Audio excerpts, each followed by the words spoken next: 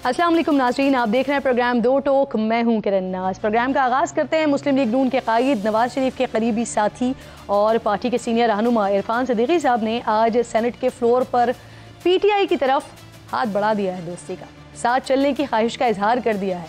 PTI वालों को कहा है कि अगर आप मौलाना फजलुर रहमान और महमूद खान अचकज़ई के साथ बैठ सकते हैं तो फिर हमारे साथ क्यों नहीं। लेकिन चंद घंटों बाद ही पाकिस्तान तहरीक इंसाफ ने इस पेशकश को ठुकरा दिया। शहरियार आफरीदी कहते हैं कि मुज़ाकरात होंगे तो सिर्फ और सिर्फ आर्मी चीफ और DG ISI के साथ होंगे। अब नाज़रीन, ये मौक़िफ़ सिर्फ शहरियार आफरीदी साहब का नहीं है बल्कि इमरान खान का भी यही मौक़िफ़ रहा है। लेकिन जब आर्मी चीफ के सामने ये बात रखी गई तो उनकी तरफ से क्या जवाब मिला वो भी सुनिए। ये कोशिश हम बहुत अरसे से जो है वो कर रहे हैं। मुझसे कहा गया कि आपने जो है वो शहबाज शरीफ साहब को तो ये बात की, बट और क्वार्टर्स में भी जहाँ बात करनी चाहिए आपने की है।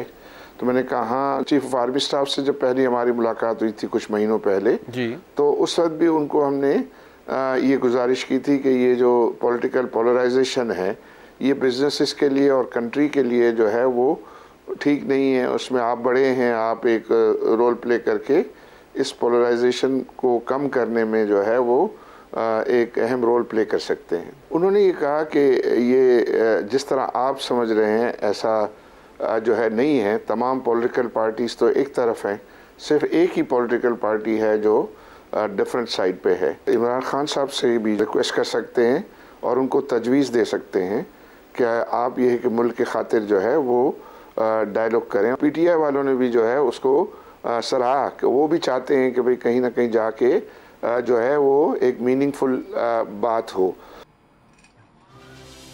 अब दूसरी तरफ नाज़रीन, आज army chief general Asim Munir ने ग्रीन पाकिस्तान इनिशिएटिव कॉन्फ्रेंस से खिताब किया। कह रहे थे कि मनफी प्रोपेगेंडा और सोशल मीडिया ट्रोल्स मुल्क की तरक्की के लिए काम करने से नहीं रोक सकते। नाकामी ऐसे शरपसंद अनासर का मुकद्दर है। मुल्क में किसी किस्म का अदम इस्तेहकाम बर्दाश्त नहीं किया जाएगा। अब ये मामला कहाँ और कैसे जाकर ठहरेगा, बात करने के लिए प्रोग्राम में आज मेरे इंतहाई मोअज़्ज़ज़ मेहमान मुझे स्टूडियो में ज्वाइन कर रहे हैं। सेनेटर नासिर भट्ट साहब, बहुत बहुत शुक्रिया आपका, पाकिस्तान मुस्लिम लीग नून की नुमाइंदगी कर रहे हैं। इसके साथ साथ आमिर ज़िया साहब सीनियर एनालिस्ट हैं, प्रोग्राम में मुझे ज्वाइन कर रहे हैं, आपकी शुक्रगुजार हूँ। और साथ साथ कादिर मंदुखेल साहब पाकिस्तान पीपल्स पार्टी की नुमाइंदगी करते हुए प्रोग्राम में मेरे साथ मौजूद हैं। आप तीनों मेहमानों की बेहद शुक्रगुजार हूँ। भट्ट साहब, आप आज फर्स्ट टाइम प्रोग्राम में शिरकत करें, स्टूडियो में शिरकत करें, सबसे पहले तो आपको खुशामदीद कहूँगी। सर ये बताइए, आज तहरीक इंसाफ को आप लोगों की तरफ से एक पैगाम दिया गया, सेनेट में दोस्ती का हाथ बढ़ाया गया और उसके बाद फिर क्या हुआ, चंद ही घंटों के बाद वही मौक़िफ़ आ गया सिमिलरली जो इमरान खान साहब ऑलरेडी ये मौक़िफ़ रखते रहे हैं। क्या समझते हैं आप sir, what do you think कि मुल्क की बेहतरी के लिए क्या आर्मी चीफ को मुज़ाकरात का हिस्सा बनना चाहिए? बिस्मिल्लाहिर्रहमानिर्रहीम। किरण नाज़ साहब, बहुत शुक्रिया, आपने मुझे बुलाया, मौका दिया। देखें ये सिलसिला आप देखें, जब से मैं 2018 की एक बात कर दूँ कि जब 2018 में इमरान न्याज़ी को मुसल्लत किया गया था इस मुल्क पे, अच्छा वाला मुल्क चल रहा था, तो इस तरीके से ये आया है कि आर्मी चीफ आपका हो, चीफ जस्टिस आपका हो, ISI के जो चीफ हैं वो आपके हों, तो आपको अवाम की ज़रूरत नहीं है।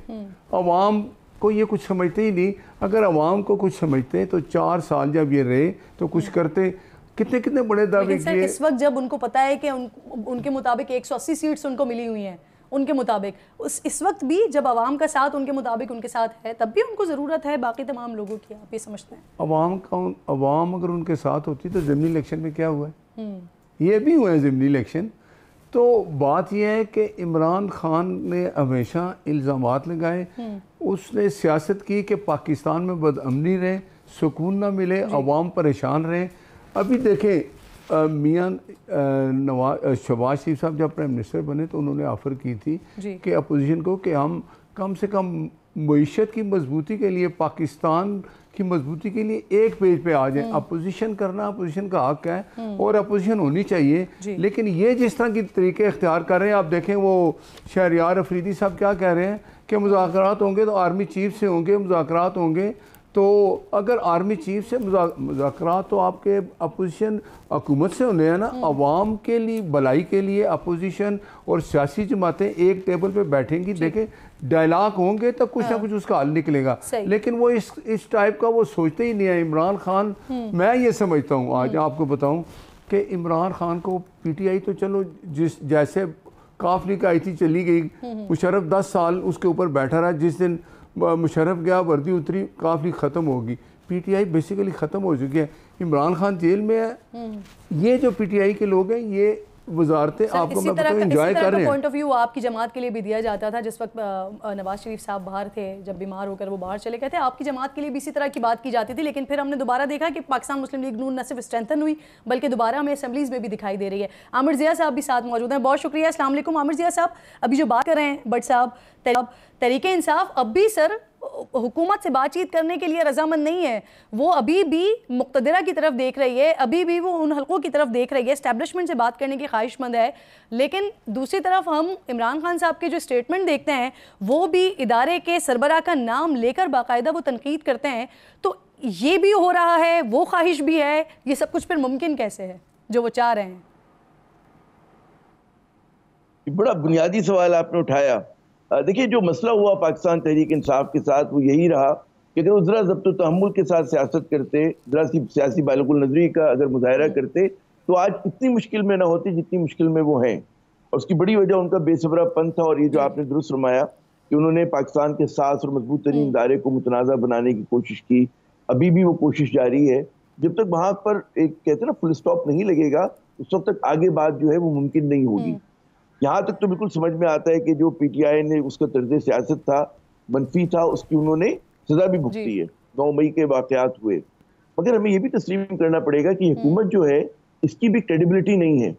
और जब पीटीआई ये कहती है कि जी हम इनसे क्या बात करें, तो हमें बात समझ में आनी चाहिए। और ये कोई नया तर्ज सियासत नहीं हो रहा पाकिस्तान में कि पहली मरतबा आप देख रहे हो। हमेशा हमारे यहाँ हिज़्ब इख्तिलाफ और हुकूमत के दरमियान इसी किस्म के यूतम पेजार होती है और इसी तरह का एक बदइत्मादी होती है। जब राइवलरी हुआ करती थी नून लीग की और पीपल्स पार्टी की भी, तो कमोबेश या बल्कि बाज़-औक़ात इससे भी ज्यादा जो है तल्ख बातें हुआ करती थी, इल्ज़ामात लगा। सर हमने 2018 में ये भी तो देखा कि जब पाकिस्तान तहरीक इंसाफ की हुकूमत आई थी, उस वक्त यही शहबाज शरीफ साहब जो आज वज़ीर आज़म है, उन्होंने मिसाक़े मईशत की बात की थी। ज़रदारी साहब ने भी उस वक्त मफाहमत की बात की थी। तो उस वक्त की अपोजिशन ने तो इनके साथ मफाहमत की बात की थी। सर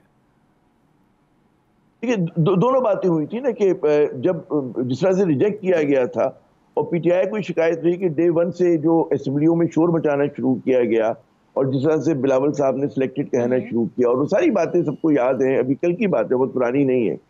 तो जाहिर है उसके अंदर एक आध अच्छा जुमला भी बोल देते, जैसे कि आज आप फरमा रही हैं कि सेनेटर साहब ने बोला, नून लीग के जो इरफान साहब ने या दीगर उनके रहनुमा कह रहे हैं कि आइए बात करें। लेकिन बात करने से पहले आपको एक माहौल बनाना पड़ता है। वो माहौल ये होता है कि पीटीआई को ये जो उसका गलत या सही उसको एक पर्सपेक्टिव है कि जी उसके साथ ज्यादती हो रही है और जमहूरियत में हमें एहतजाज का मौका मिलना चाहिए, हमें राइट ऑफ असेंबली मिलना चाहिए, हमारे उनके जो लोगों के ऊपर झूठे मुकदमात हैं वो खत्म होने चाहिए। तो ये इन चीज़ों का कहीं पर इजाला होना चाहिए कि जो पीटीआई का वजन है उसके मुताबिक उसको कम से कम पंच करने की आप इजाजत दें। और जब वो साजगार माहौल बनेगा, एक मेन स्ट्रीम पार्टी है असेंबली में मौजूद है, यहाँ पर उनके अगर इश्यूज एड्रेस होते हैं तो दूसरी तरफ वो फिर बातचीत करने के लिए और टेबल पे आने के लिए तैयार हो जाएंगे। बिल्कुल ठीक है आमिर साहब, आपके इस कमेंट को आगे बढ़ाती हूँ। मंदुखेल साहब बहुत बहुत शुक्रिया। अस्सलाम वालेकुम। सर ये मुझे फरमाइएगा कि तहरीक इंसाफ का पॉइंट ऑफ व्यू देखें तो वो कहते हैं कि जो हुकूमत है ये खुद मोहताज है, इससे बातचीत करने का क्या फ़ायदा। सर आपके इत्तेहादी हैं, आप लोग खुद सपोर्ट कर रहे हैं इस हुकूमत को, मोहताज है ये हुकूमत? सर नहीं, मैं ये समझ रहा हूँ कि हुकूमत मोहताज नहीं है, पाकिस्तान मोहताज है अफरा तफरी का, इश्तियाल का और इन सारी चीज़ों का जो है ना मुतमल नहीं हो सकता है। और आपको आसिफ अली जरदारी साहब का सदारती खिताब याद है, उस वक्त भी उन्होंने कहा। और इससे थोड़ा पीछे मैं चला जाऊँ, 2018 का इलेक्शन जो RTA सिस्टम बिठा के इनको पाकिस्तान के ऊपर मुसलत किया गया, उस वक्त शहबाज शरीफ साहब ने कहा कि आइए मिसाक़े मईशत पे बात करते हैं। बिलावल भुट्टो जरदारी साहब ने कहा इमरान खान का दम बड़ा, हम तुम्हारे साथ है। तो जवाब में क्या मिला वो आप पूरे पाकिस्तान ने सुना, गाली गलोच के अलावा। अच्छा, उसके बाद अभी 2 दिन पहले मेरे साथ ज़ैन कुरैशी साहब जो इनका गालबन पार्लिमानी लीडर है, वो मेरे साथ थे और 10 कमेटियों को जो उनको असरा नज़र आया तो कहने लगा कि हम तारीख़ी जो है ना वो हम अपना किरदार अदा करेंगे असम्बली में। तो मैंने कहा ठीक है, बिल्कुल बहुत अच्छी बात है। जब PDM की हुकूमत थी उस वक्त भी मैं ये कहता रहा, उस वक्त भी ये कहता रहा कि अगर PTI के मेम्बरान होते असम्बली में तो ये असम्बली एक दिन भी नहीं चल सकती थी। उसकी वजह ये होती है जब हुकूमत हमारी 2-3 सीटों पे खड़ी थी और जो वज़ीर बन जाता है तो फिर वो ज़्यादा दिलचस्पी नहीं रहती है, तो वो कोरम पूरा ना होने की वजह से वो असम्बली चल नहीं सकती थी। मगर चूँकि गलती कर दिया, आज भी वो गलती दोहरा रहा है। अभी आप देख लें कि आपके परसों की बात में ज़ैन कुरैशी साहब की बात बता रहा हूँ, कमेटी का सब कुछ डिसाइड हो गया और अली अमीन गंडापुर साहब का बयान आ गया कि हम इस्लामाबाद पे कब्जा करेंगे। अब आप मुझे बताओ तो इस आदमी का इंतखाब के वक्त ही हमें पता चल गया कि इमरान खान की क्या सोच है और वो इस मुल्क को क्या करना चाह रहे हैं कि मैं इस्लामाबाद पे कब्जा करूँगा। यानी अब ये समझ लो यहाँ न कोई फौज है, न कोई पुलिस है, न कोई हुकूमत है, न कोई अदारा है, बस तुम आ जाओगे DI खान से कब्जा कर लोगे। अच्छा, उसके बाद फिर जाके आज जो ऑफर हुई इनको पीपल्स पार्टी या नून लीग की तरफ से, उसके बाद शहरियार अफरीदी साहब का दूसरे चैनल पे ये है कि हम बात करेंगे तो आर्मी चीफ से। और 2 दिन पहले अगर किसी TV एंकर के साथ जब रऊफ हसन साहब बैठे हुए थे तो उस वक्त उन्होंने ये कहा, जब उनसे सवाल किया गया कि आप पीपल्स पार्टी और नून लीग के साथ तो ये शर्त रख रहे कि हमारे मैंडेट वापस करो तो हम बात करेंगे, इस्टेब्लिशमेंट के साथ आप क्या बात करेंगे, उसके साथ आपकी कोई शर्त नहीं है। तो जवाब में उन्होंने ये कहा कि हमें जो कुछ मिलना है इस्टेब्लिशमेंट से मिलना है। उनको अच्छी तरह पता है कि ज़ियाउल्लाह के अपना मुशर्रफ के रेफरेंडम का सपोर्ट करने वाले इमरान खान साहब, 2018 का RTS सिस्टम बिठाने वाले PTI, और आज भी उनको पता है कि जमहूरी पार्टियों से बात नहीं करनी है, सियासी पार्टियों से बात नहीं करनी है, उन्होंने बात करनी है तो इस्टेब्लिशमेंट से करनी है, एम्पायर की उंगली पकड़ना है उन्होंने वही गेट नंबर 4 का दरवाजा खटखटाना है। अब आप मुझे बताओ, इसको आप सियासत कहते हैं, इसको आप जमहूरी पार्टी कहेंगे, इसको आप सियासी पार्टी कहेंगे? और वो जो उनके जो हुकूमत में आए थे, जो वो क्या नाम था, वो चीफ ऑफ आर्मी स्टाफ उनका, इमरान खान का क्या नाम था, उसका चीफ ऑफ स्टाफ आ गया। लेकिन अभी आमिर ज़िया साहब ने बड़ी इंपॉर्टेंट बात की, वो कह रहे थे कि गुफ्तगू करते हुए एक आधा अच्छा जुमला उछाल दिया जाता है। तो आज जो सेनेटर साहब ने बात की है ना, जरा भट्ट साहब ज़्यादा बेहतर तरीके से बता सकेंगे। भट्ट साहब, ये इरफान सिद्दीकी साहब ने जो आज बात की है, मुज़ाकरात की पेशकश की है, ये उनकी अपनी ज़ाती राय है या पार्टी के अंदर कोई डिस्कशन है इस हवाले से कि आप PTI को लेकर मुज़ाकरात की टेबल पर आ जाएं? मैं उधर मौजूद था सेनेट में जी। इससे पहले अपोजिशन जो वो अली ज़फ़र साहब हैं, उन्होंने भी तकरीर की, तो उन्होंने भी यही कहा कि हम जो है वो इस माहौल अच्छा करना चाहते हैं, हम चाहते हैं कि हमारी बात भी सुनी जाए, आप भी अपनी बात पूरी करें, हम भी करें, हमारे जो मुतालबात हैं वो भी सुने जाए। तो इरफान सिद्दीकी साहब ने कहा कि इन्होंने बड़ी अच्छी बात की है, हम खुद चाहते हैं कि जो इनके साथ ज्यादती हो रही है ये नहीं होना, हमारे साथ भी हुई। तो ये कोई ऑफर नहीं थी, ये बैरिस्टर साहब के बात के जवाब में बात की गई थी? उन्होंने मुस्बत बात की, उसका जवाब दिया। लेकिन अब जो पीछे बैठा इमरान खान है, उसने जब ये सुना कि यार ये तो बेहतरी की तरफ जाने लगे हैं, क्योंकि उसका एजेंडा नहीं है, और मैं ये समझता हूँ कि इमरान खान अकेला हो चुका है, ये जमात उनके साथ नहीं है। क्या या तो ये उनसे पूछ के बात नहीं करते, या ये देखें अब उन्होंने इलेक्शन हो गया, मुस्लिम लीग, नून, PTI, पीपल्स पार्टी, हर बंदा ये कह रहा है कि हारने वाला जी मेरे साथ होगी या नाइंसाफ़ी होगी। वो इलेक्शन ट्रिब्यूनल बना है, वहाँ जाते हैं, कोई जीत रहा है, किसी की गिनती दोबारा हो रही है, ये प्रोसेस भी चल रहा है। लेकिन अब पाकिस्तान जिस हालत में खड़ा है, हुकूमत ने ये एक अच्छी बात की PM साहब ने कि भाई हम मुज़ाकरात करें, पाकिस्तान का सोचें, तो ये PMLN के अंदर सोच मौजूद है, देखें ना, बिल्कुल टेबल पे लाया जाए, ये तो मैं आपको कह रहा हूँ। लेकिन इन्होंने ये करना ही नहीं है। मैं आपको एग्जांपल दे देता हूँ, गंडापुर साहब वाली, जब PM साहब ने 4 सूबों के वज़ीर-ए-आला आए थे, जाके वहाँ बैठे, अंदर उन्होंने 2 मिनट कितनी अच्छी बातें की, हम अपने हक मांगे हैं, हमारे हकूक़ हमें दिए जाएँ, ये होगा। बाहर निकले हैं, मुझे लगता है इस दौरान फ़ोन कर दिया इमरान खान ने, भाई मेरा एजेंडा तो ये है ही नहीं। इमरान खान तो जेल में बैठे हैं। आप जेल में, वो नवाज शरीफ जेल में था, ये जेल में है, देसी मुर्गे खा रहे हैं, वॉक कर रहे हैं, चल रहे हैं, ये कौन सी जेल है? वो बुशरा बीबी जो है, उन्होंने इल्ज़ाम लगा दिया जी मुझे जहर के कतरे दे दिए गए। तो जब चेकअप के लिए बुलाया गया, ज़ाहिर एक एग्जामिन होता है, तो उन्होंने ब्लड देने से इनकार भी कर दिया। तो आप मुझे बताएं, जो रिपोर्ट्स आई कि वो उसमें ऐसी कोई चीज़ आई नहीं, लेकिन वो अभी भी कहती है मुझे जहर दिया गया। तो जो चीज़ आप अब मानना ही नहीं चाहते, आप मुस्बत रास्ता अख्तियार ही नहीं करना चाहते। हुकूमत आपकी है, जिम्मेदारी आप लोगों के ऊपर है, तो तसल्ली करा। नहीं, हम कहते हैं कि जो आप देखिए, हम ये कहते हैं कि जो हमारे साथ हुआ वो भी गलत था, जो आपके साथ हो रहा है वो भी गलत है। आप इमरान खान को सजा अदालत ने दी है, रिलीफ भी अदालत ही देगी, कोई और तो नहीं दे सकता। आप मुझे बताएं, मियां नवाज शरीफ के साथ जो हुआ वो साकिब निसार अभी भी जिंदा है, दूसरे इन लोगों ने ज्यादती की तो मियां साहब ने कहा यार मेरे साथ जो ज्यादती, अदालतों से इंसाफ मिला है, लेकिन ये लोग मुलजम है, मुजरिम है। आज भी मैं बताता हूँ कि फैज़ बाजवा और इमरान खान इनके साथ मिल के, वो आसिफ शहीद खोसा साहब थे, जज अरशद मलिक था, वो कहता था ना कि मैंने सजा नहीं देनी थी, इन लोगों ने सजा दिलवाई है। जुल्फ़िकार अली भुट्टो साहब को 50-40 साल बाद इंसाफ मिला। अब हम कहते हैं जी कि बहुत अच्छी बात है कि अदालत मान ली कि इस तरह, तो मियां नवाज शरीफ के साथ भी ऐसा कर लें, बुला लें चीफ जस्टिस साहब इनको, जो 6 जजेस ने लिखी है जी कि हमें ये प्रेशराइज करते हैं, पहले भी करते थे। वो जो chief Lahore Islamabad high court के जज साहब थे जिन्होंने कहा कि और ये मैकेनिज्म जो है वो इमरान नवाज शरीफ के साथ भी करें। हम कहते हैं, मेरा मुतालबा है, मैं कहता हूँ कि वो भी बुला के, आसिफ शहीद खोसा जिंदा है, साकिब निसार जिंदा है, अपना क्या नाम है उसको बाजवा साहब हैं, फैज साहब हैं, बुला के पूछे भाई तुमने क्यों ऐसा किया, चलता मुल्क 2018 में आप कह रहे हैं बुला लें, लेकिन प्रॉब्लम ये है ना कि अभी थोड़े दिनों पहले जब बुलाया गया था एहसन इकबाल से लेकर, कमीशन ने जो बुलाया था धरना कमीशन के लोगों में, एहसन इकबाल से लेकर तमाम उस वक्त के साबिक वज़रा जो है वो उठकर आ गए, लेकिन उनमें से किसी एक ने नाम नहीं लिया, किसी एक ने नहीं कहा कि जी जिनके नाम आप ले रहे हैं कि उनकी कोई इन्वॉल्वमेंट थी। शायद खाकान अब्बासी तक आ गए, लेकिन उन्होंने कहा कि नहीं, कोई इन्वॉल्वमेंट नहीं थी। नहीं, ये तो देखें क्यों इन्वॉल्वमेंट नहीं, हम इस चीज़ से गुजरे हैं। आप मुझे बताएं, नवाज शरीफ तो कमीशन के सामने सबूत क्यों नहीं रखे फिर? नहीं, मैं सबूत सामने है आपके, क्या सबूत, इससे बड़ा क्या सबूत है? कमीशन के सामने सबूत रखना था ना। नहीं तो अगर चीफ जस्टिस देखे ना,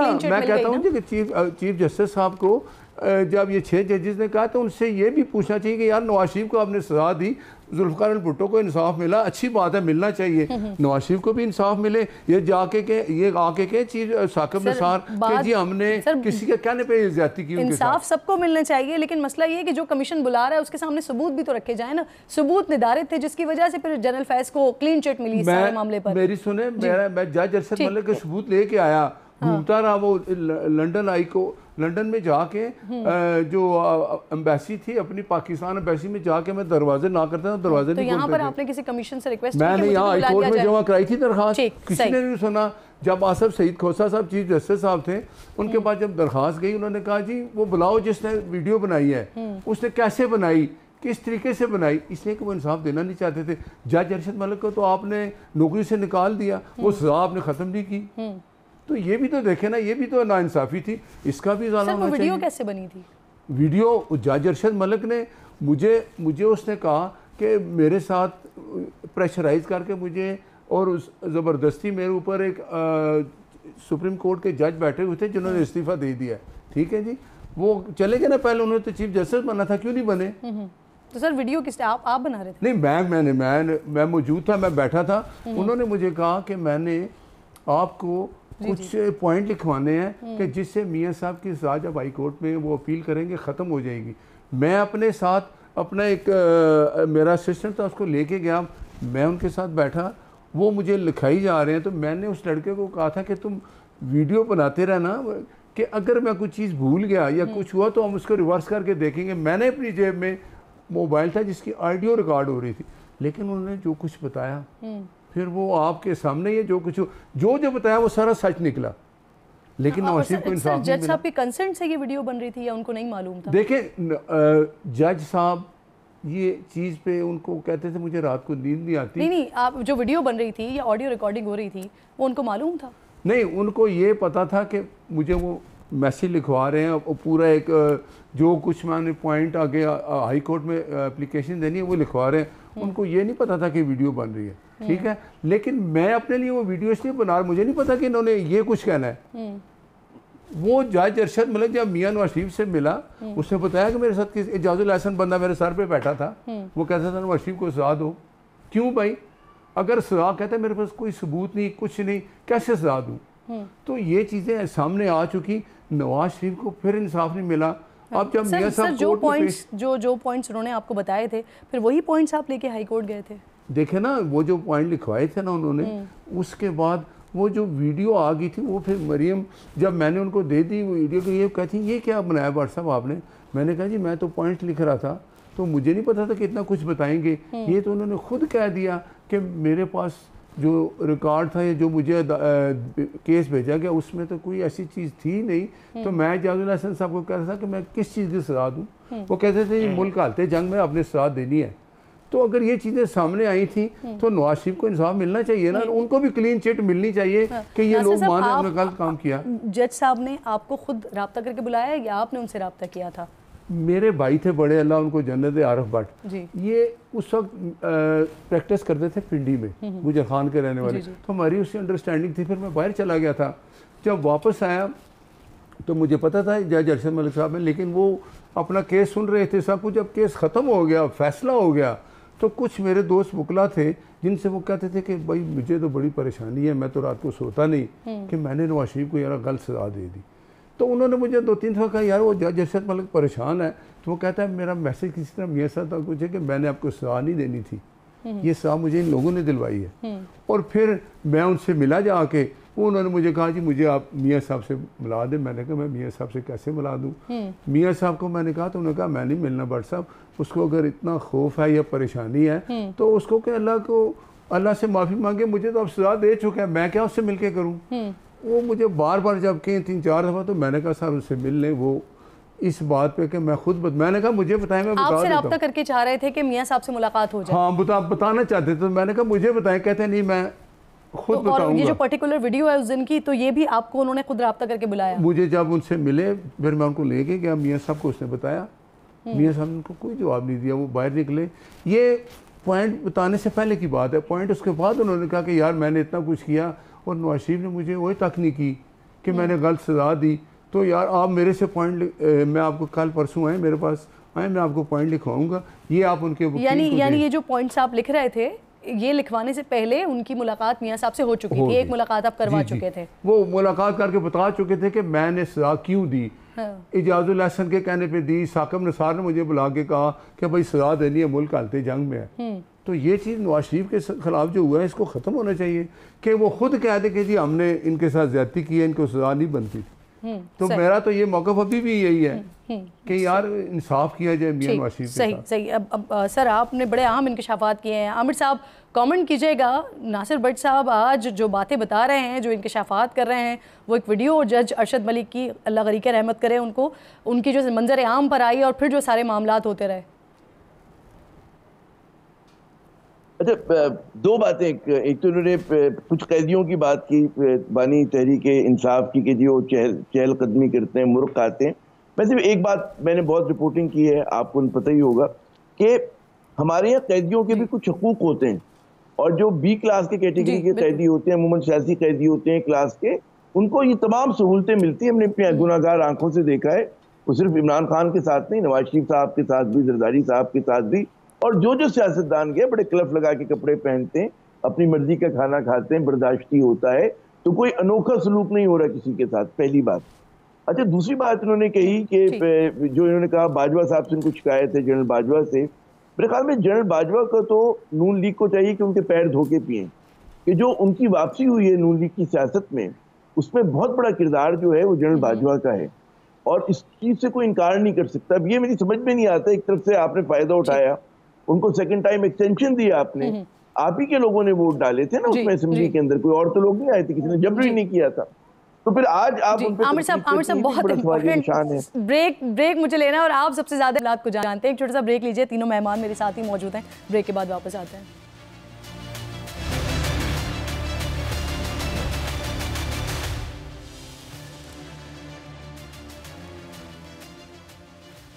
प्रोग्राम में एक बार फिर जी आपको खुशामदीद कहती हूँ। डिस्कशन यहाँ पर नासिर भट्ट साहब मौजूद हैं और एकदम बड़ा शिफ्ट इनकी गुफ्तगू के बाद आया। आमिर जिया साहब आप कंप्लीट कीजिएगा सर अपना जुमला, आप इस पर कमेंट करना चाह रहे थे, आप इसे कंप्लीट कीजिए, फिर हम आगे मंदुखेल साहब से इस पर बात करूँगी। जी बहुत शुक्रिया किरण नाज साहिबा। बात ये कि देखिए, अब ये जो हाइंडसाइट पर होके ना कि जी फला जज ने गलत फैसला दिया था, हमें नहीं पता कि किन हालात में उनका वीडियो बना, कैसे बना, उसके पीछे क्या मोहरकात थे, तो ये तमाम बहुत सारे सवालिया निशान हैं।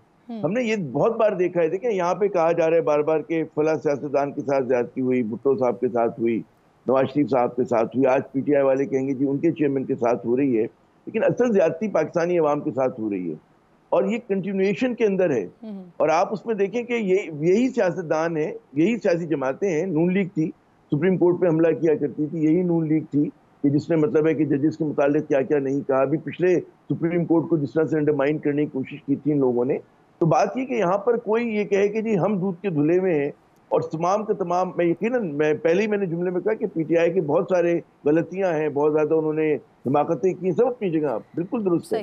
लेकिन साथ साथ अगर कोई ये कहे कि जी ये लोग बहुत मतलब है कि इन्होंने कभी कुछ नहीं किया और इन्होंने कभी जो है फौज पे तनकीद नहीं की और इन्होंने कभी जो है मतलब है कि प्रोपेगेंडा नहीं किया और कभी इन्होंने इदारों को अंडरमाइन नहीं किया, आर्मी चीफ के खिलाफ बात नहीं की, तो ये गलत है। अदलिया के साथ जो कुछ लीग ने किया वो तो तारीख का हिस्सा है, किताबों में लिखा हुआ है, तहकीक हो चुकी है उसकी।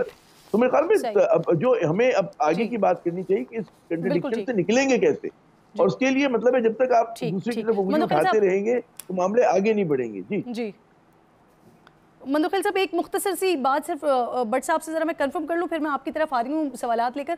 भट्ट साहब, आपने अभी बताया कि जो मुलाकात आप ये सारे पॉइंटर्स लिखवाने वाली सिचुएशन हुई, इससे पहले मियाँ साहब से एक मुलाकात हो चुकी थी जज अरशद मलिक की, आप करवा चुके थे। वो कहाँ पर हुई थी सर मुलाकात? नहीं, वो यही था कि जज अरशद मलिक का था कि मैं मियाँ साहब को बताऊँगा कि मैं उनको कहता था मुझे बता दें, मैं बता दूंगा जब मुलाकात। कहता नहीं जो मैं बता सकता हूँ भट्ट साहब आप नहीं बता सकते। वो मुलाकात कहाँ हुई थी? वो मुलाकात फिर जाके रायबंद में हुई थी मियाँ साहब से। उन दिनों मेडिकल के 6 हफ्ते के लिए आए थे, तो वो मुलाकात हुई। वो मियाँ साहब उसकी बात सुनते रहे, लेकिन मियाँ साहब ने उससे कोई बात नहीं की, बस हाँ ना करते रहे। तो वो जज अरशद मलिक जब हम निकले तो उसने कहा यार देखो मैंने, उन्होंने कुछ कहा नहीं। और जो बेटों से मुलाकात हुई थी मियाँ साहब के, वो कहाँ हुई थी? फिर नहीं, मैं उनके घर, मुझे मलिक अरशद साहब ने बुलाया था, मैं उनके घर गया था।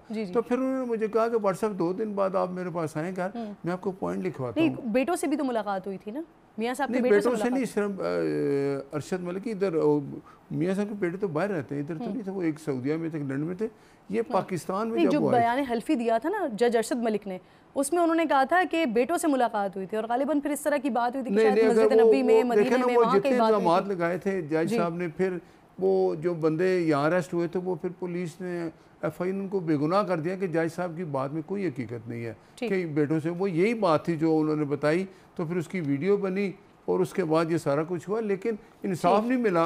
सही, नवाज शरीफ। बिल्कुल ठीक है। कादिर मंदुखिल साहब, सर एक तो ये वाली सिचुएशन इस पर भी बताइएगा, और दूसरा ये कि इस वक्त मियाँ साहब को हम एक बार फिर देख रहे हैं मुतहरिक नज़र आ रहे हैं, पार्टी के दीगर रहनुमा भी बात कर रहे हैं, राना सनाउल्लाह साहब भी कह रहे हैं कि जी मियाँ साहब ही पार्टी को आगे लेकर चल सकते हैं, उनके पास ही सदारत होनी चाहिए। नवाज शरीफ साहब अगले चंद दिनों या महीनों में शहबाज शरीफ साहब को मजबूर कर देंगे कि वो विफाकी हुकूमत छोड़ दें या असेंबली तोड़ दें, इस तरह का कुछ देख रहे हैं आप लोग सर?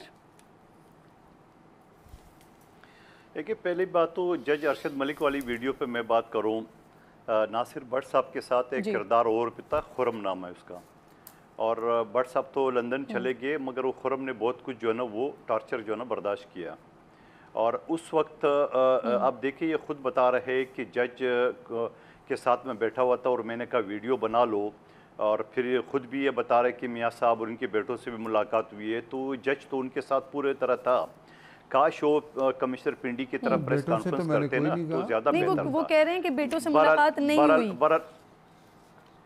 चलो नहीं हुए, मियाँ साहब से तो कर दिए ना, उनका वो जो बयान हल्फी था उसमें था जज अरशद मलिक के, लेकिन भट्ट साहब कह रहे हैं कि मुलाकात हुई नहीं। चलो मैं आगे बढ़ता हूँ, चलो आगे मैं बढ़ लेता हूँ। अच्छा, तो उसके बाद जब ये चीज़ हो गया, मियाँ साहब को सज़ा और उसकी अपील चल रही थी, मैंने उस वक्त भी असम्बली के अंदर भी जो इनके MNA साहिबान थे या टॉक शो में भी उनको ये कहते थे कि बाबा एज ए वकील मैं आपको बता रहा हूँ, आपका ये बड़ा अच्छा मजबूत केस है।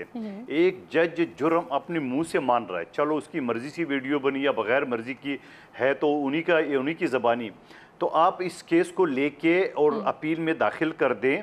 ये तो एक क्लियर कट एविडेंस है, और कानूनी शहादत की आर्टिकल 164 ये कहता है कि कोई भी ऑडियो वीडियो जो ना वो एडमिसेबल है before any court of law. तो मगर मुस्लिम लीग नून उस तरफ नहीं जा रही थी, उसकी क्या वजूहत थी मुझे नहीं पता, लेकिन वो जो खुरम थे उस बेचारे को तो अच्छा खासा भुगतना पड़ा यहाँ पे मुख्तलिफ अदालतों में और मुख्तलिफ टॉर्चर सेलों में, और वो तो मैं इसको ज़ाती तौर पर जानता हूँ।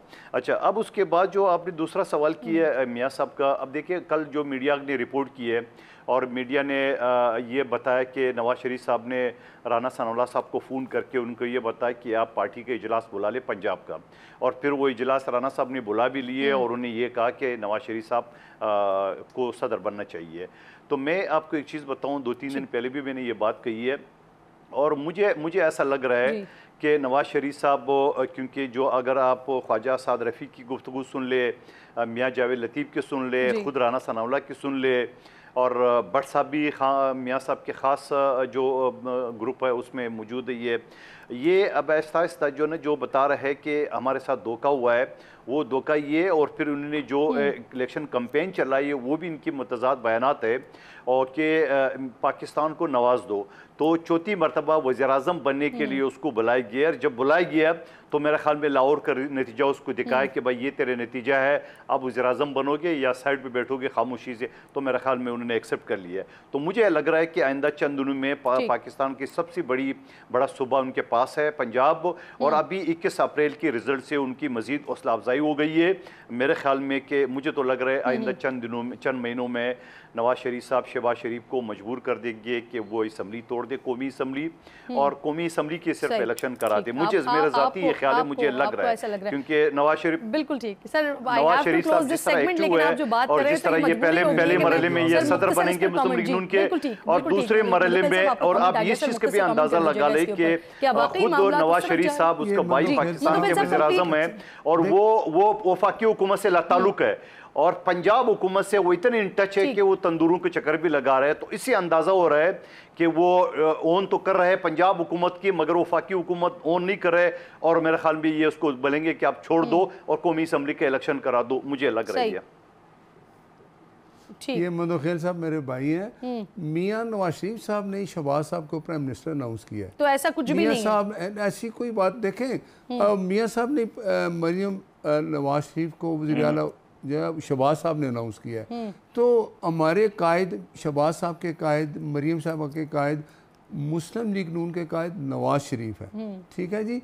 और ये पहले भी मियाँ साहब सदर थे, साकिब निसार ने मिल के ये एक ड्रामा किया, उनको अकामा से फिर वो पनामा से फिर अकामा आ गया, फिर उनको नायल कर दिया, ये सारी जातियाँ की, तो कायद तो हमारे वहाँ तो कायद बने थे, पार्टी के अंदर ऐसा कुछ भी नहीं है, ऐसी कोई सोच नहीं पाई जाती। बहुत बहुत शुक्रिया नासिर भट्ट साहब, प्रोग्राम में साथ मौजूद थे, कादिर मंदोखेल, जिया साहब, आप तीनों मेहमानों की मैं शुक्रगुजार हूँ। क्विकली नाज़रीन, प्रोग्राम में आगे बढ़ूंगी। इंतहा पसंदी, बर्बरियत, तबकाती तफरीक, मजहबी मुनाफरत, ये है आज के इंडिया की पहचान। शाइनिंग इंडिया का नारा लगाने वाले दरिंदा मोदी ने 10 सालों में इंडिया को नफरतों के अंधेरे में ला खड़ा किया है, जहां इंतहा पसंद हिंदुत्वा नज़रिए के सिवा किसी को सर उठाने की इजाज़त नहीं है। अब अपने इक़्तिदार की हैट्रिक मुकम्मल करने के लिए दरिंदा मोदी झूठ, प्रोपेगेंडे और हिंदुत्वा नज़रिए को उरूज पर ले गए हैं और अपनी सियासत को चमकाने के लिए हर हरबे को आजमा रहे हैं।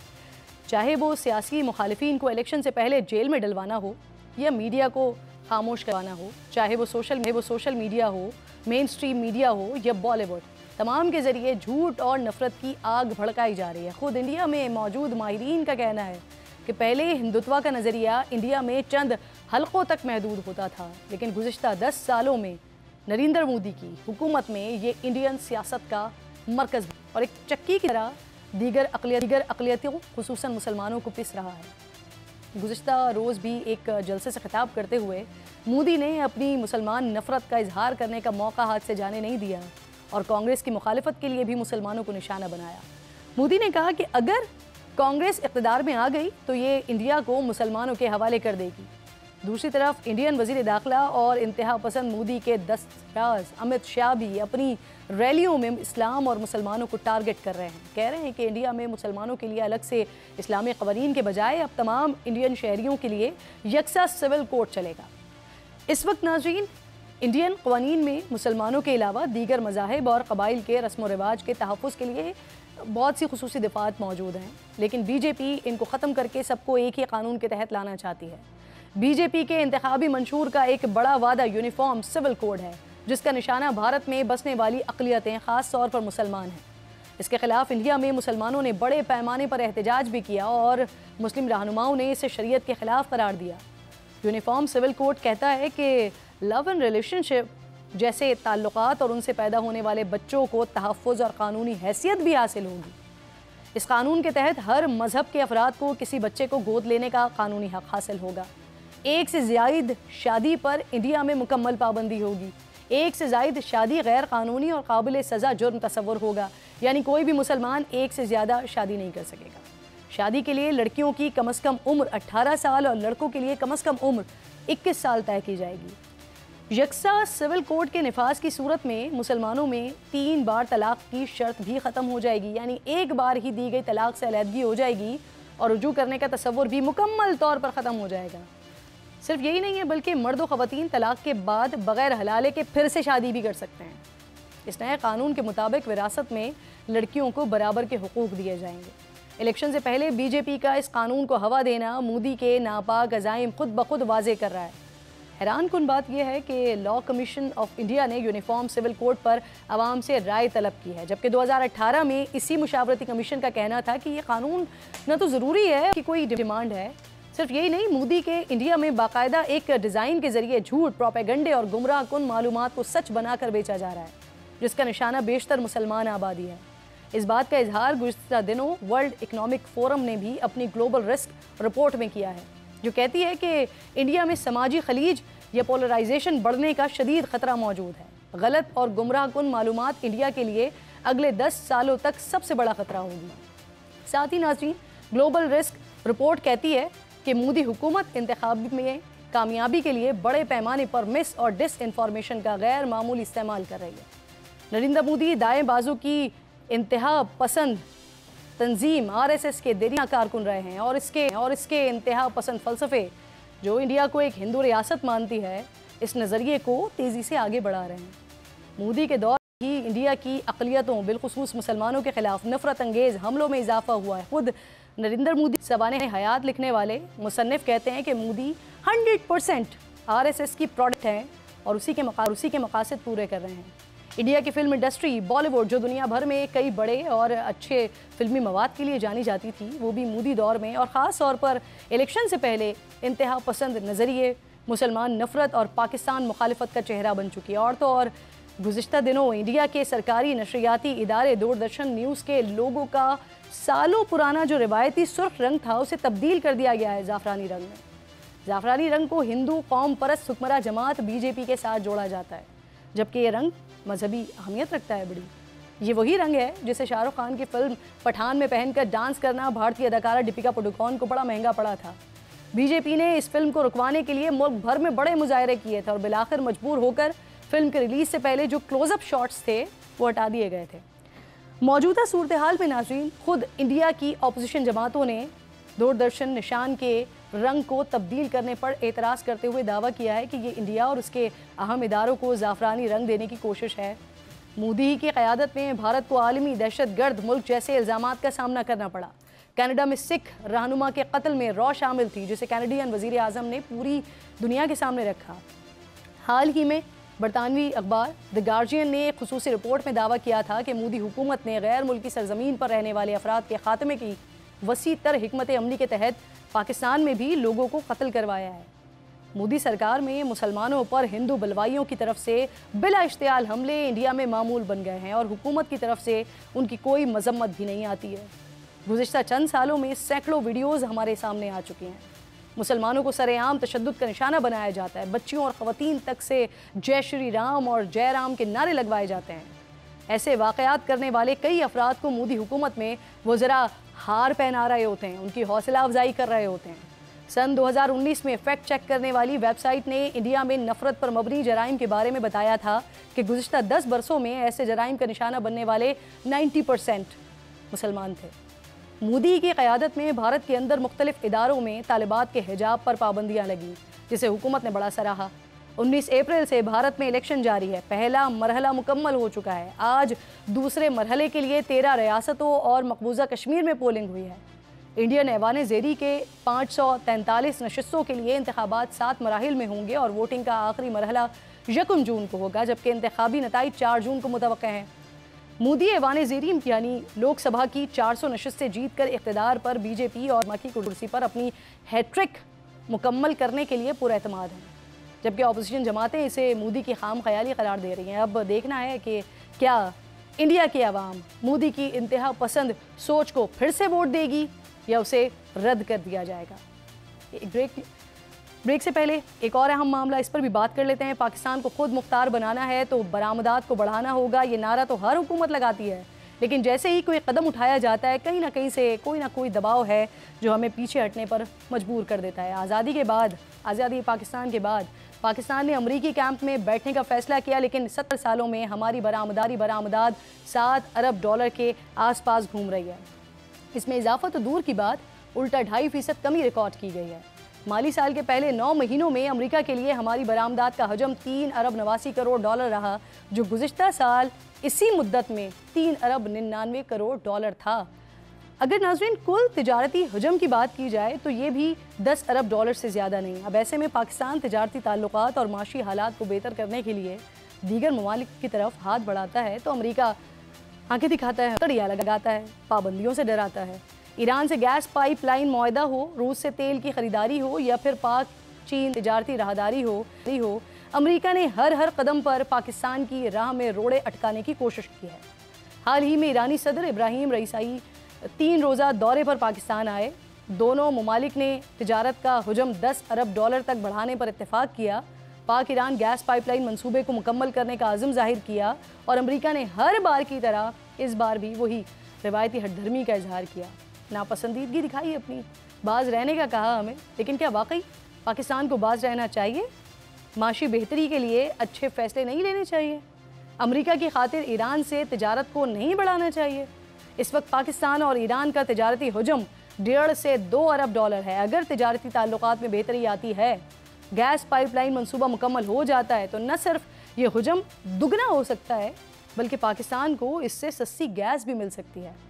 अंग्रेज़ी अखबार ट्रिब्यून की रिपोर्ट के मुताबिक 2023 में पाकिस्तान का energy import bill 17.5 billion dollar रहा और अगर ऐसा ही चलता रहा तो 2031 में ये बिल 31 बिलियन डॉलर तक पहुंचने का इम्कान है। ऐसे में पाकिस्तान के पास एनर्जी इंपोर्ट बिल को कम करने के लिए 2 रास्ते मौजूद हैं, एक पाक ईरान गैस पाइपलाइन और दूसरा तापी गैस लाइन, जिससे न सिर्फ सस्ती गैस मैसर आएगी बल्कि तेल और गैस को पाकिस्तान तक पहुंचाने में जो सफरी अखराजात आते हैं उससे भी ऑब्वियसली जान छूटेगी। इसीलिए ईरानी सदर के दौरे पाकिस्तान के मुश्तरका एलामिये में भी गैस पाइपलाइन मंसूबे की तकमील के अज़म का इजहार किया गया, जिस पर अमरीकी महकमे के तर्जुमान ने पाकिस्तान को खबरदार करते हुए कहा कि जो भी मुल्क ईरान के साथ तिजारती ताल्लुकात का सोच रहा है वो मुमकिन पाबंदियों के ख़तरे को अपने सामने ज़रूर रखे। साथ ही अमेरिका ने 4 कंपनीज़ पर पाकिस्तानी मीज़ाइल प्रोग्राम में ताउन का इल्ज़ाम लगाते हुए उस पर पाबंदी आयद की है। अल जज़ीरा से गुफ्तगू करते हुए माहिर बैनुल अक़वामी ताल्लुकात मोहम्मद फैसल कहते हैं कि अमरीकी बयानात का मकसद पाकिस्तान को ईरान से तिजारत से रोकना था। उनका कहना था कि पाकिस्तान और ईरान के दरमियान रस्मी तिजारत में इजाफा बहुत तेज़ नहीं होगा क्योंकि अमरीकी पाबंदियों को सामने रखते हुए पाकिस्तानी बैंक ईरानी बैंक्स के साथ बराह रास्त कारोबार करने से गुरेज कर रहे हैं। तर्जुमान महकमा ख़ारजा मुमताज़ ज़हरा बलोच ने अमरीकी धमकियों पर रद्द-ए-अमल देते हुए कहा है कि पाकिस्तान को तवानाई की अशद ज़रूरत है, जिनको पूरा करने के लिए हम मुख्तलिफ ऑप्शंस पर गौर कर रहे हैं। ईरानी सदर के दौरे में बिजली की खरीदारी, ट्रांसमिशन लाइन्स और गैस पाइपलाइन मंसूबे पर इत्तेफाक किया गया है। पाकिस्तान के 2 टोक इक़दामात और दफ्तर ख़ारजा के रद्द-ए-अमल को देखते हुए अमरीकी लहजे में भी कुछ तब्दीली आई है। जो अमरीका कल तक पाबंदियाँ लगा रहा था, ताल्लुकात बढ़ाने पर मज़ीद पाबंदियों से डरा रहा था, आज पाकिस्तान और अमरीका के रिश्ते को मजबूत करार दे रहा है। अमरीकी महकमा ख़ारजा के नायब तर्जुमान ने आज प्रेस ब्रीफिंग में कहा कि पाकिस्तान और अमरीका के ताल्लुकात में कोई तनाव नहीं है। पाकिस्तान एक अहम इत्तेहादी है और इसके साथ ताउन को मज़ीद बढ़ाया जाएगा। अमरीकी मिशन के कायम मकाम तर्जुमान ने भी बताया कि पाकिस्तान और अमरीका के दरमियान सरमायाकारी के फ़रोग़ के लिए बातचीत का आगाज़ हो गया है। Trade and investment framework agreement के तहत पाक अमरीका हुक्काम का इजलास हुआ है। अमरीका पाकिस्तान के लिए सबसे बड़ी एक्सपोर्ट मार्केट है। 7 अरब डॉलर के तिजारती हजम में मज़ीद इजाफा मुमकिन है। हमें भी यकीन है कि इसमें इजाफा हो सकता है और ये 7 अरब डॉलर से बढ़कर 17 अरब डॉलर और 17 अरब डॉलर तक भी 70 अरब डॉलर तक भी जा सकती है, लेकिन इसकी कीमत अमरीकी डिक्टेशन से नहीं होनी चाहिए। किसी भी दूसरे मुल्क से ताल्लुकात महदूद करने की शर्त नहीं होनी चाहिए। पाकिस्तान एक आज़ाद मुल्क है, एक खुद मुख्तार मुल्क है, इसलिए उसके फ़ैसलों का एहतराम चाहिए। प्रोग्राम के आखिर में अपने आखिरी सेगमेंट की तरफ चलेंगे और गंदम के हवाले से इस वक्त किसान जो हैं वो काफ़ी परेशान दिखाई दे रहे हैं। उनसे बात करने के लिए खालिद मकबूल खोखर साहब जो कि प्रेसिडेंट पाकिस्तान किसान इत्तेहाद हैं मुझे ज्वाइन कर चुके हैं। मैं शुक्रगुजार हूँ आपकी। सर सबसे पहले ज़रा ये फरमाइएगा, ये जो सारा मामला हम इस वक्त देख रहे हैं, किसान परेशान हैं पाकिस्तान की तरफ से, सिंध गवर्नमेंट की तरफ से और पंजाब गवर्नमेंट की तरफ से जो प्राइजेस दी गई हैं किसान उससे कम पर फ़रोख्त कर रहे हैं। ऐसा क्या हो रहा है और क्यों हो रहा है सर? देखें जी, वजह यह है कि माफिया ने बहुत बड़ा किरदार अदा किया है जी, बहुत बड़ा। जो माफिया हुकूमत में बैठे हुए थे या हुकूमत से बाहर जो बिजनेसमैन थे ये इंटरिम गवर्नमेंट में, इन्होंने बाहर से कोई 35,87,000 टन गंदम इंपोर्ट की है, जिसकी इजाज़त दी गई नेशनल फूड सिक्योरिटी ने, मिनिस्ट्री ने, उसकी कैप्टन महमूद थे सेक्रेटरी, उन्होंने समरी मूव की और जिसको फिर कैप ही नहीं किया गया कि कितनी मंगवा सकते हैं हम, ओपन कर दी जितनी मर्जी को मंगवाए। फिर सबसे बड़ा जुल्म यह है कि जनवरी फरवरी मार्च में गंदम आई और फरवरी में हमारी पाकिस्तान की अपनी भी सिंध की गंदम आ जाती है, उस वक्त गंदम मंगवाई, जबकि सफिशिएंट स्टॉक पिछले साल के कुछ 47 लाख टन के मौजूद पड़े हैं, अब भी पड़े हैं वो आज भी। यानी ये पैसे कमाने, क्योंकि पहली दफ़ा हुआ है कि इंटरनेशनल रेट हमसे बहुत कम चला गया। इंटरनेशनल यानी कि वो कराची पहुँच को 2500-2600 में हो रही थी, तो उन्होंने फिर ये किया गया जो पाकिस्तान के पास अपनी गंदम पड़ी थी जो फूड के पास पास्को के सब पास, इन्होंने 4785 रेट उसका कर दिया रिलीज रेट 3900 से, ताकि अपनी गंदम पड़ी रहे, जो बाहर से गंदम आ रही है प्राइवेट सेक्टर की वो बिक जाए, प्राइवेट सेक्टर को फ़ायदा पहुंचाने के लिए। यानी कि सबका तयशुदा सी बात है आपस में, हुकूमत और प्राइवेट सेक्टर ने सारा कुछ मिलके किया है। खालिद साहब आपने इस हवाले से वज़ीर आला पंजाब से भी मुलाकात की थी और उनकी तरफ से कोई यकीन दहानी भी गालिबन आपको करवाई गई थी, क्या पेशरफ्त हुई है उस पर? जी जी, मेरी उनसे भी मुलाकात हुई, मैं वफाक में भी सबसे मिल के आया हूँ। तो उन्होंने मुझे, सीएम साहबा ने कहा था कि हम इंटरनल मीटिंग करके 3-4 दिन बाद वापसी रिप्लाई करेंगे, लेकिन वापस नहीं आया। जो मुझे पता यही चला कि वो खरीदारी नहीं कर रहे। नहीं, आपने कहा कि गंदम दरामद करके 100 अरब रुपए कमाया गया, तो सर इसकी इंक्वायरी होनी चाहिए। क्या जिस वक्त गंदम दरामद की गई ज़रूरत नहीं थी उस वक्त उसकी? बिल्कुल जरूरत नहीं थी। हमारे पास आज भी वो स्टॉक, हमारे पास जितनी दरामद की गई है उससे ज्यादा स्टॉक आज भी हमारे पास पड़ा है, पिछला स्टॉक पड़ा है। मैं नई आने वाली गंदम की बात नहीं कर रहा। ठीक ठीक, हमने बाहर से इंपोर्ट किया 35,87,000, ठीक, हमारे पास पड़ी है 47 लाख टन। ठीक ठीक, बहुत बहुत शुक्रिया आपका खालिद मकबूल खोखर साहब प्रोग्राम में साथ मौजूद थे। वक्त खत्म हो गया है, इंशाल्लाह नाज़रीन से मुलाकात होगी कल। अपना और अपने मुल्क का खास ख्याल रखिए और फ़लस्तीन को अपनी दुआओं में याद रखिए। अल्लाह निगहबान।